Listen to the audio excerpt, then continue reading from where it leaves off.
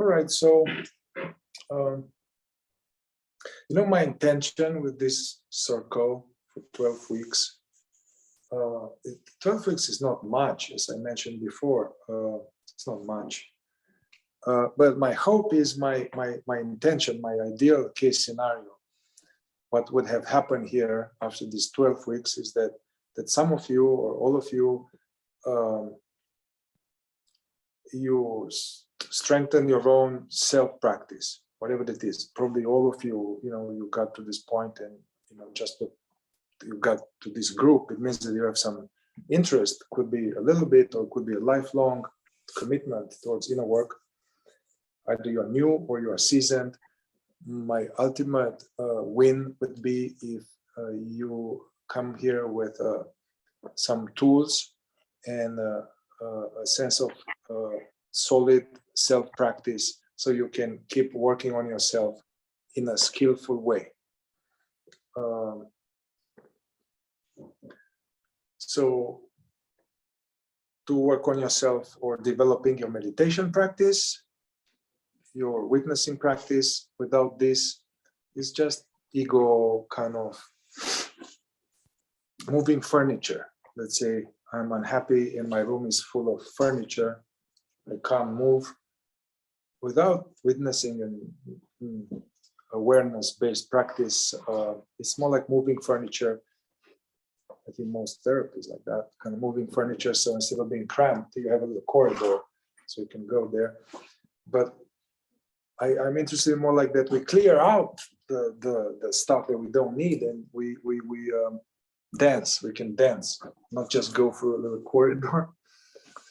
So yeah, so develop a foundation of a healthy witnessing practice, meditation practice that doesn't repress your feelings, that doesn't, wherever you're most comfortable, something that doesn't reinforce bypassing, escape things that we are hard to face.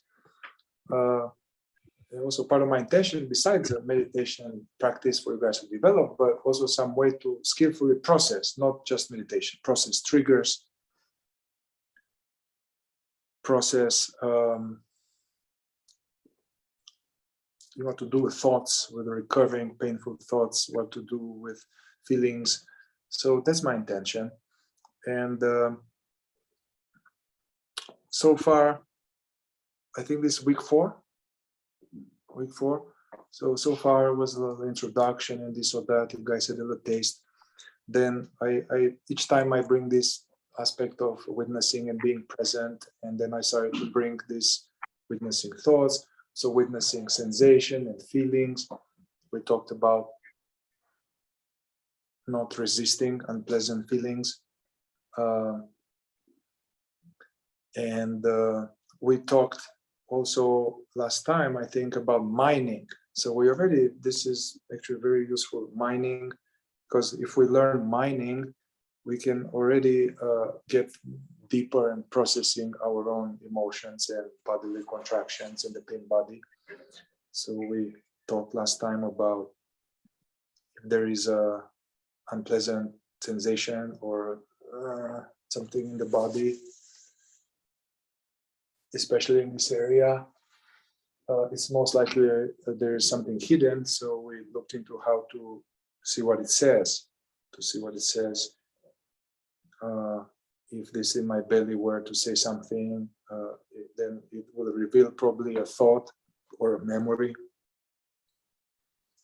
The memory is charged. We can mind the memory. The memory may mean another thought. So also we talked about allowing feelings, and we talked about, as we allow feeling, to mind the feeling too. Like if this anger or if this sadness were to say something, what would it say? So we just started like that. All of the things we are doing, we are building on all the other stuff. I would like to continue today with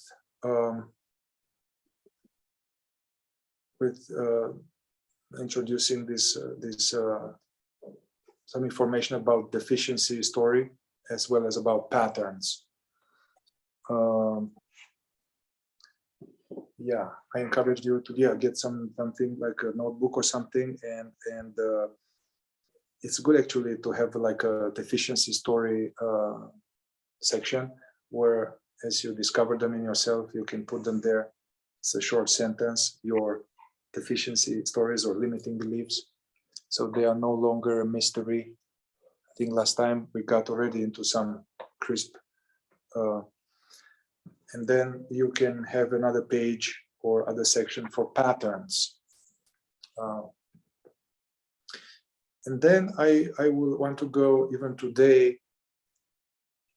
It's like, okay, we identify some deficiency story and we learn what to do with it in everyday life a little bit, how not to get identified with it or how to look at it, how not to be sucked into it.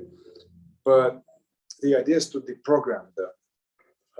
Just to be aware of it, it's not enough. It's good to deprogram them. So I'm going to start teaching this reverse inquiry, which is a method that has very many applications, and I'm going to go into that today. But for now, I would like to start with not too long, but just some time to again drop in, let go of the day, and integrate a little bit some of this witnessing and mining before. Yeah? I have a question about the mining. I'm not sure if it's now or should I ask it later. Yeah, ask now. Okay. Yeah, I tried this week, and in one of your videos, you mentioned like when you have a feeling in your body. Like for me this week, I was like ruminating a lot about decisions and then escaping mechanisms and whatever, and had like a lot of tension in my belly, etc. Mm-hmm. And if I then, and I think what you said in the video is like, don't go to your mind to come up with an explanation of what it says, but like kind of wait and see what comes up.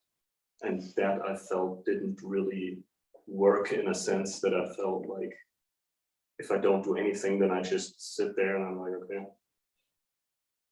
nothing comes up, or I go back to my mind and tell myself some story. So I think I know what you mean with that, and I could, but it somehow doesn't. Yeah. Yeah, actually, we can actually do questions, observations, or feedback on your practice and stuff. We can start with that. Yeah, so I said, so there's stuff in your belly, and then you have ruminating thoughts, this or that, and then I said, hey, just mind out, but don't go into the mind, don't go into the ruminating thoughts to find out what's in the belly. Yes. But then you just said like that, and then nothing came up, right? Yeah, I mean, this is unusual. It's a skill. Usually, all this just a context, all these ruminating thoughts and recurring, looping things, they are usually coming from some feelings that we are not in touch with. So, some unpleasantness that the mind is trying to solve. Somehow, if I solve it here, then I will be okay. But actually, we are not in touch with the actual, whatever it is, the resentment, there is fear, there is shame, there is insecurity, and I'm not in touch with.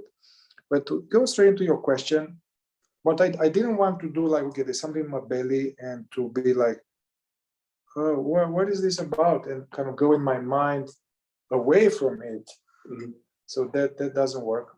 What I mean is like you are trying to quiet your mind about the ruminating thoughts, get more present. So initially it's hard to mind, because you get more conscious, more mindful, more aware, have more awareness online before we mind for some time, until later we can just mind on the spot. Like, oh wow, I'm afraid. Oh, I don't want them to judge me. Oh wow, yeah, I'm afraid of judgment. You can catch it fast. But okay, so get first more mindful, then bring awareness to the area, yeah, of the belly. And first of all, first step would be to make sure you don't resist it. Like to be like, hey, it's okay to feel this now. I want to welcome this. So first of all, welcome it first, because it's hard to investigate something that you are secretly trying to get rid of it, you know. So let it be here, then bringing somehow your awareness into it. And first of all, explore the actual, what is perceivable, which is like a scientist. It's a little like golf-sized ball that is percolating, or it's actually needles and it's going like this, it's going there, or it's just like a hole, or it's a shaky. So observe and study, not think about it, observe what you are aware of, which is tightness or not. Yeah. So just by observing that, the actual sensations and allowing them, then you're more in touch with it. Then as you are there more like this, you are immersed a little bit in it, then you can ask it, not the mind, ask it. One of the mining questions. I mean, first of all, if we have no clue what's this about, you can put up a panorama of people in your life, you know, like a job, relationship, money, mommy, daddy, I don't know, partner. I don't know, depending if you are into politics, and maybe it affects you. So putting all of this and looking and noticing this one, and see maybe it flares up in connection to one of the topics. So put a panorama and ask, who or what is this about, man? What is this about? And look at them, and maybe it will be like, yeah, it's about my girlfriend, or it's about this job I'm procrastinating. Yeah. So narrow down the sector. Let's say it's about my job. I'm supposed to apply for a job, actually. So we know that, let the other kind of go away. We know it's about the job. And then, so now, okay, so it's about the job. What if this were to say something, if it had a microphone, an audio channel, what would it say? Or if this had a voice, what would it say? If this word means something, what would it mean? And then, yeah, don't go to the mind, stay there and let it come from it. So don't go to mind, but also you're not just sitting there like that. So you're really watching, allowing, and you're staying there. It's almost like those things, like, I don't know, this fishing at frozen fishing. Yeah, ice fishing, and they're there and kind of until it. So, you know, what happens is that you're mindful, you don't check out, you are in touch with the actual area. Somehow, even scientifically discovered that it lights up more neuronal pathways in the brain. So suddenly the light of consciousness goes into rooms that were dark. And then it will reveal some cupboard with some skeleton coming out, you know. So, yeah. You can also see what it says something, or see if it's an emotion. Is there some emotional flavor in this? Is there some emotional flavor in this thing? And you can get a sense of like what emotion now you are looking for. Apparently all emotions, or you can put all emotions in 5 baskets, I think, if I'm not wrong. Like sad, where you put grief, sadness, loss, melancholy, missing, you know, so there's the sad bucket. Then you have anger, mad, anger. There you have irritated, frustrated, murderous rage, fucking hate your guts, kind of hate you, frustrated, it's not fair, impatience. All of these are ranges of anger. Yeah. Then there's fear. Third bucket is fear. there you have anxiety, slight nervous, you're like terrified, you know, all these ranges of fear, and then so I don't know, sad, mad, fear. There's shame,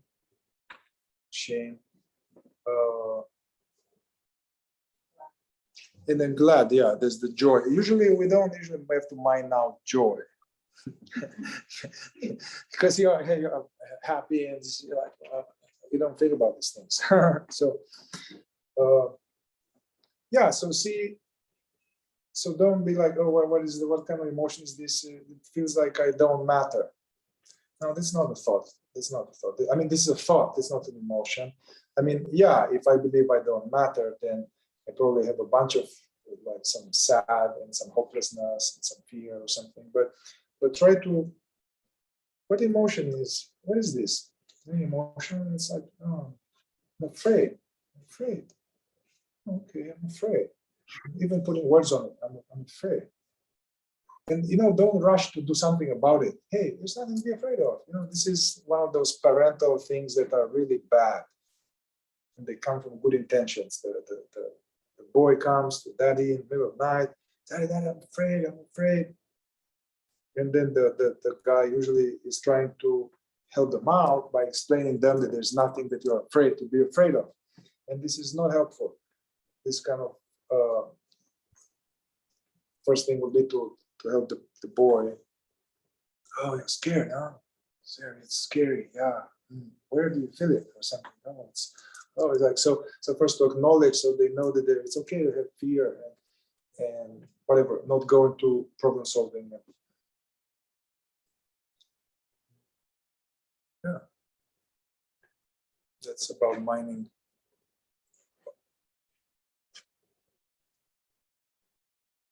I mean, also, if we are usually so we practice to be in the head, spinning stories, and the body is like a book that is been not. We haven't been learned how to read it. So actually, this way of processing what we're doing is to start to read the book of the body.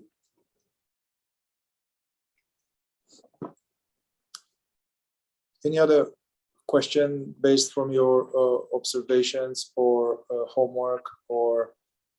Also, I was asking you guys that, yeah, to check your recurring subjects of daydreaming.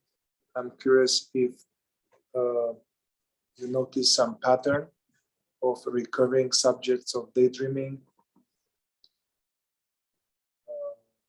Also, any of you played with this mining or whatever, remember about this work in your life and discover something or got stuck somewhere?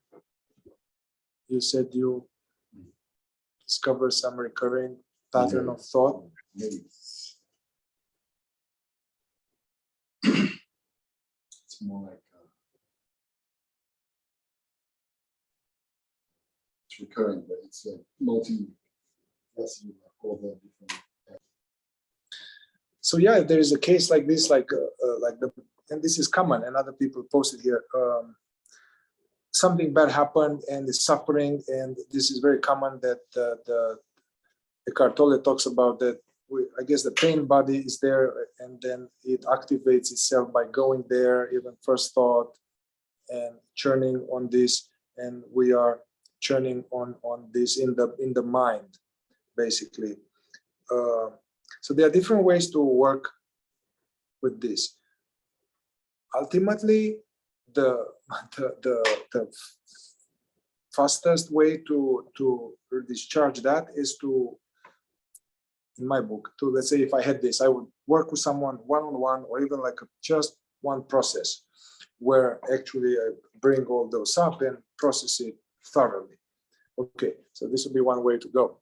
But before you do that, or before or after you do that, what you can still do, this is more like fourth way kind of work, is to, meaning Gurdjieff, Uspensky, basically to each time you catch yourself in that subject, each time to have an exercise for yourself, like a spiritual exercise. Each time I catch myself going there, rehashing the situation, to wake up and to drop it, drop the actual thought, drop the thought, come back to the present moment, and feel what's happening in the body. There's probably something happening in the body. Feel it and allow it, be present with, but without the story. Because, Eckhart Tolle talks about it, that there's the resentment or pain, sadness, or other stuff, and it goes in the mind, and so we are staying with the mind, and there actually it doesn't process it in the mind. It keeps having a loop. Like here, it gets worse in the head, so then this in the chest or wherever gets worse. So that's not skillful. So what I'm saying is that as soon as you catch yourself there again, bring yourself back in the present, use whatever to anchor yourself, take a breath, just snap from the thinking and come back to the present, and also feel what's happening in the body without story, and witness the actual energy without the story, and stay conscious as much as you can. Now, actually, we used to have exercise like that. This is actually very useful, especially there's because this is not going to be forever. It's going to be for some time. Then it's not going to work. So basically, the opportunity to use this exercise is a little limited. So what happened now is that whenever the bait comes, it takes you. So the exercise is that now you use each time the bait comes to wake yourself up. So from one angle, you have more reminders, more than if things were groovy. So you also, it's like self-defense from one angle. They call it like self-remembering, or this coming back to presence is self-defense. So instead of falling asleep with the thought and doing unnecessary suffering, then each time that thing comes, I'm using it to wake myself up. So you can actually do it for a little bit, like count how many times you catch yourself. Like, well, one, and you can count. This will make it more distinct. Okay, there's the cloud, the veil, and then I came out of it. So don't beat yourself up like, dude, it was 28 times today. No, do it the other way around. Wow, man, awesome, 27 times. I use the energy of pain body to be more conscious. And this way you process a little bit some of that energy.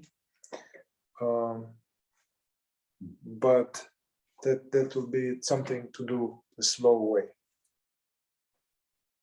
I remember once I broke up with somebody when I was younger, and I was just obsessing about it. And I would even had a clicker, and each time I catch myself thinking about her, I didn't know at the time. I mean, I was doing spiritual work, but I didn't know anything about attachment wounds. I was just a mess, and I thought I'm great. Anyway, but I had a clicker that each time I'll be like, come back to the present. Surfing the waves, basically, is like the esoteric interpretation of Jesus walking on waves. I mean, don't want to upset any Christian here, but I don't know. Could be many explanations, but remember that anyway. So there was a story. Jesus was like in the boat, and there was a storm, and then walking, and everybody's like, "Oh my God, dude, this is amazing!" And then Paul or Peter said, "Oh Lord, if I have faith, I want to do it too. Can I do it?" It was like, "Yeah, here, come, walk." And so Peter or whoever it was started walking a little bit, and then he kind of sunk. And Jesus said, "Hey, you little faith, why do you doubt?" Anyway, the idea, if we look at this face value, I don't know, we can't do much with it, but there's I don't know, Mike, you didn't bother us. I don't know. Yeah, you can keep, yeah, okay. So this will be an esoteric interpretation of sinking under the waves. You are like lost in the waves of the mind. and sinking. So Jesus walking would be like surfing these painful waves. Yeah, this is just a way to make a dent in it, man. Otherwise, there's no work happening. I'm just suffering, you know. Gurdjieff was saying in the fourth way, they were saying that actually transformation of suffering is one of the most powerful ingredients for awakening. But he was saying everybody's suffering, but most people suffer without much result. He was saying the moment you suffer, there's some suffering, to remember yourself, meaning to wake up, come back to a sense of being, be aware, stay here and now, and just allow, witness the energy. So then we make a benefit. You are transmutating the pain into depth, more wisdom.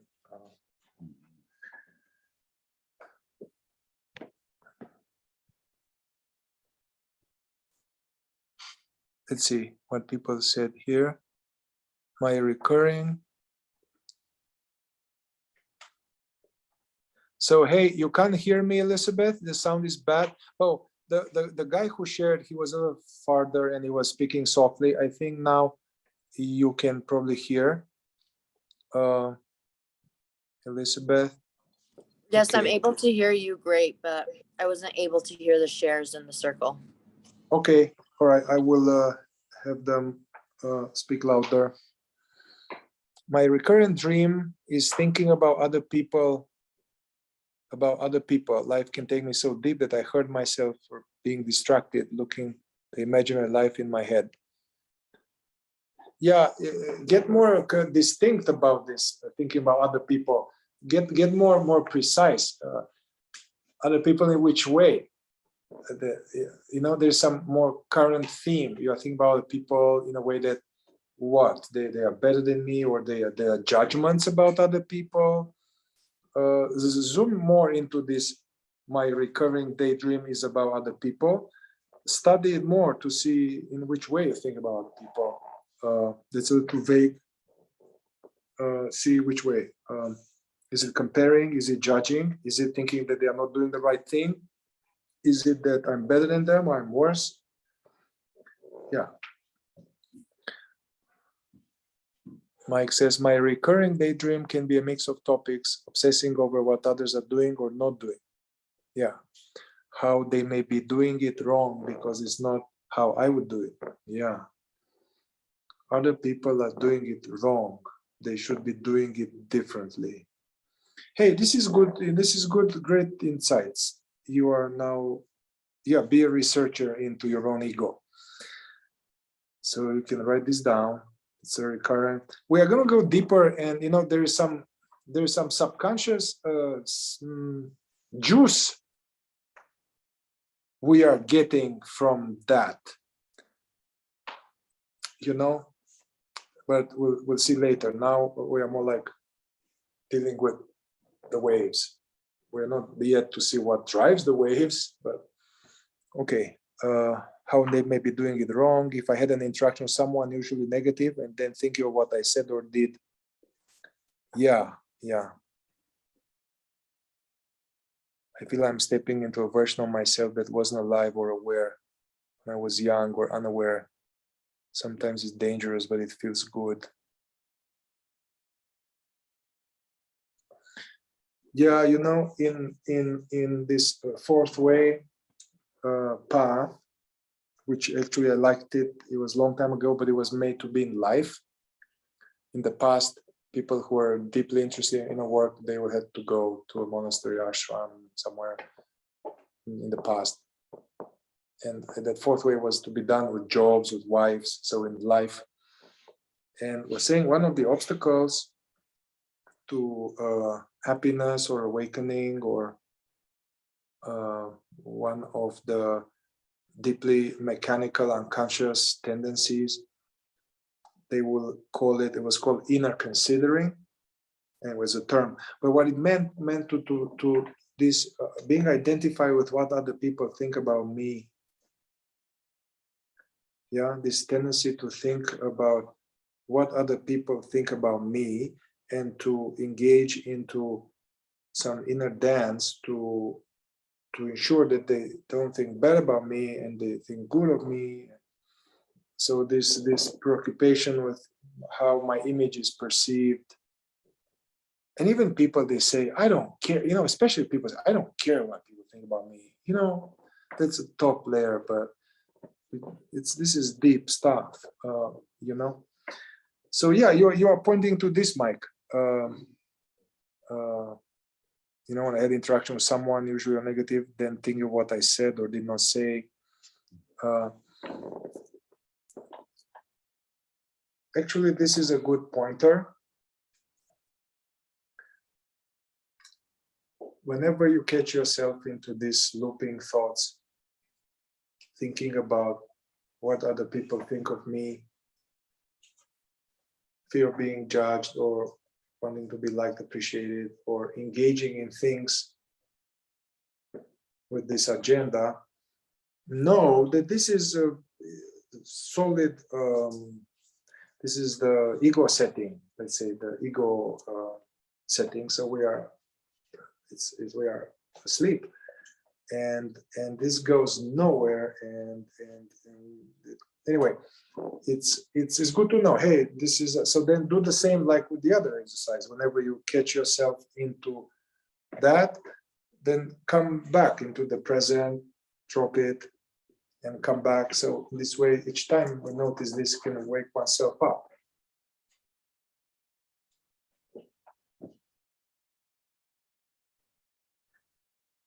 Oh, someone else said, I noticed that I run a visual theme that makes me feel powerful and significant. I notice the induced feeling and not I stop and look how I was feeling just before and what was stimulating vulnerability or downward cycle. The downward cycle is regret and fear. Okay, very good. So it's interesting, this person, it's almost like a visual. Yeah, sometimes the thoughts, they are voices, but sometimes I see this image of myself or something. And yeah, you're right.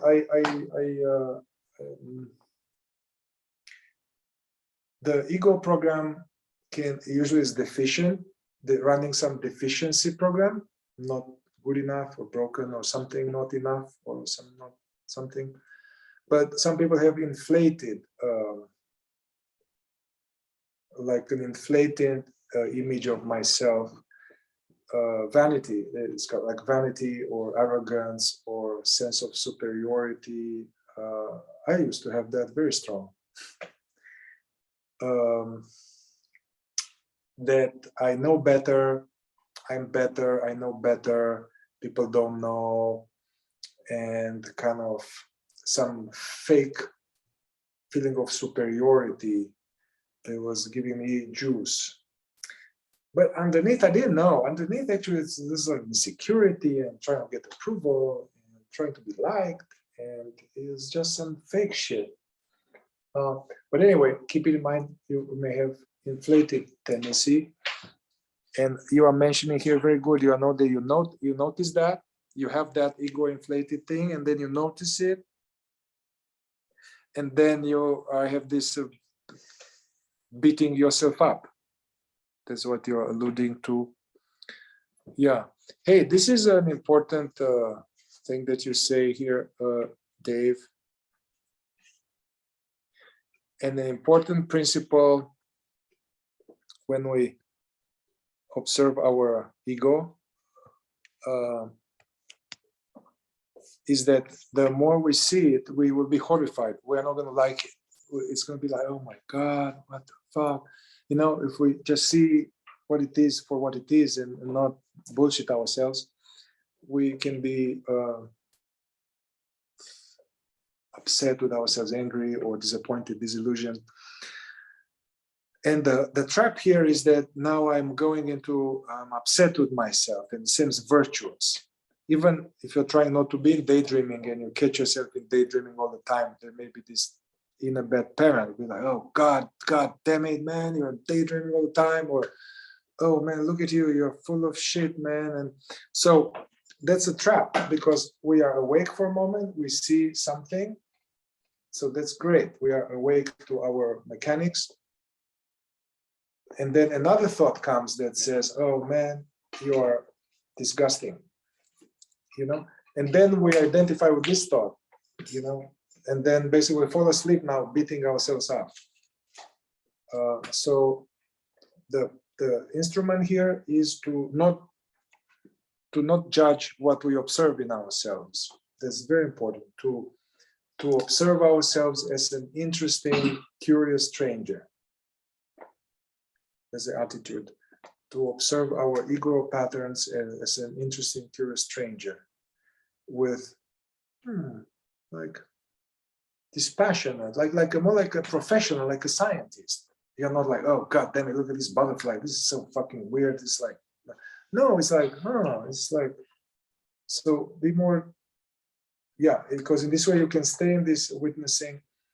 That seems virtuous, like I'm upset with my ego, but it's just a mindfuckery. So whenever you catch something and then you have some judgment or some beating yourself up about that, know that that's again the ego, and just see it. Be happy that you saw it and drop it.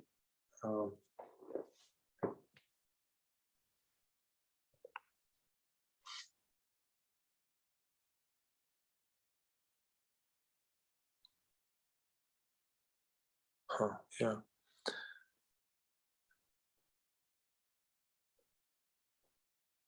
Yeah, it's another lady who said about thinking about the people, oh, why they do not answer email for months.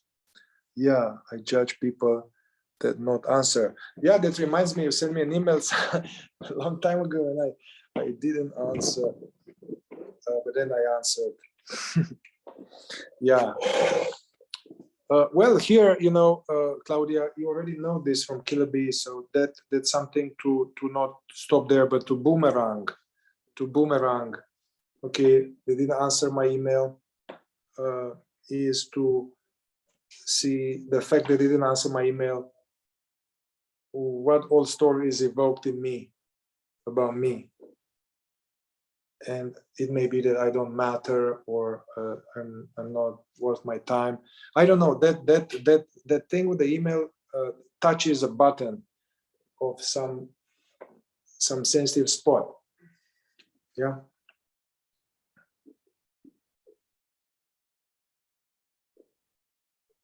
Yeah, someone else. Yeah, thanks guys for putting the patterns of daydreaming. Yeah, also it's good to see how they are recurring, man. It's like I wish, you know, like iPhones, they have this screen time that it tells you, oh, you've been on YouTube for 7 hours and you were on TikTok for like 3 hours, and then you were on that to have some kind of consciousness eye screen. So it's like, dude, you had like 47,000 thoughts today, and then they were on 5 topics. There's about money, it's about women, and about that rehashing something. It'll be interesting. And somebody said, I noticed I want someone to see my greatness as I'm surviving some difficult, painful situation, some kind of hero desire to be important. Yeah, yeah.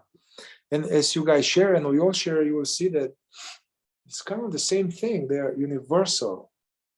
If we are alone with our own shit, we think that people are great and I'm fucked up, or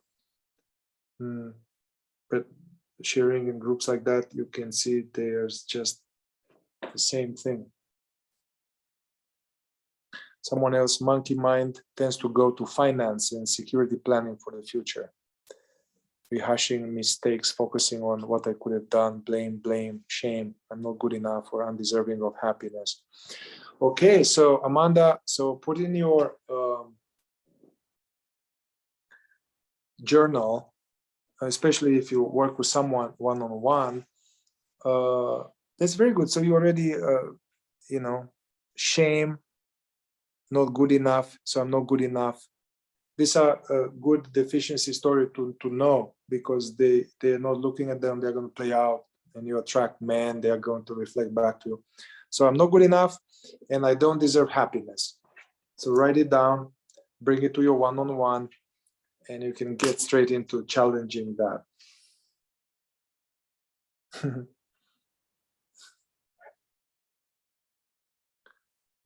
Okay, anyone here? Or anything about daydreaming or anything from your work, observation, mining, anything at all? If you can speak up so people can see you, I will